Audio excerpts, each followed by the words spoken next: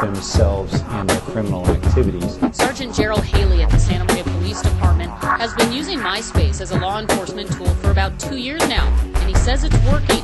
Case in point, taggers stopped in their tracks. Several of them just recently pleaded guilty to their involvement in graffiti crimes. First, Sergeant Haley went online, undercover. Looks like they're gonna battle. Hey, is that kid Curse up on MySpace? Gotta check his skills. The evidence he needed was right at his fingertips, almost like catching someone with the spray can in hand. I come across a space that says abstract and has a picture with AGK graffiti on it.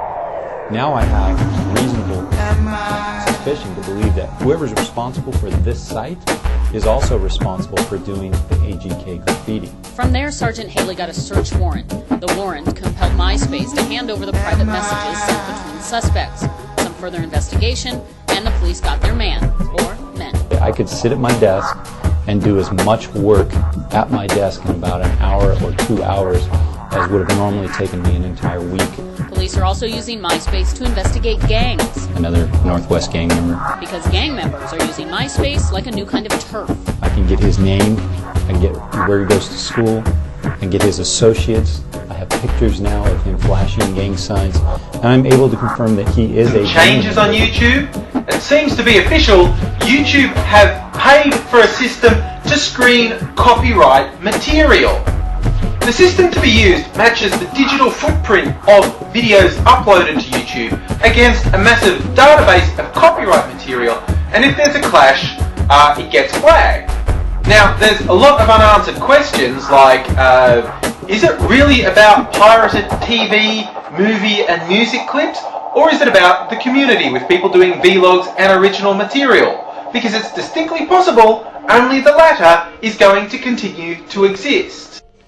Thing on. Hello again, everyone. I'm Peter Zotolo. Welcome again to YouTube News. And there's been a few changes that we've implemented throughout the site. We wanted to wait until they were system-wide on your particular language site before we announce them. There's also a new beta homepage that we've created for you to check out. Click on the link and let us know what you think about the new beta homepage, about the other changes that we've made on the site. We do listen to what you have to say, and we realize that there will be some people that will be a little less than impressed regarding the changes.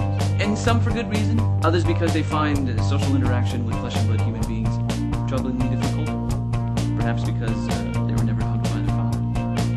And so express their anger and frustration behind the safety of an internet channel. We call them haters. And just for you, we've created something special, a character countdown. Now you know just how many characters you have left before you misspell the phrase.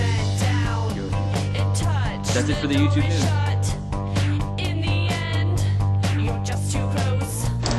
Lori Savage isn't a novice when it comes to doing business online. You do your shopping, banking? Banking, everything. Those are here. The executive assistant had followed all the internet security rules and thought her transactions were safe until she tried to buy something with her bank card. And they told me it was declined, and I was quite shocked about that. Savage went straight to her bank. $3,000 was gone. He pulled up my account on the screen and he said, "I hate to tell you, but you are the next victim of identity theft." This advanced form of identity theft is called phishing, where cybercriminals lure you into letting them into your computer to fish for sensitive information. And the fishers have caught plenty as they cast an ever wider net. In the last year, attacks are up 4,000%, costing consumers up to $1.5 billion. You've probably seen the most common phishing attack, an email like this usually urging you to reconfirm your account information. Don't click on that link. It will take you to a bogus internet site that looks like the real thing.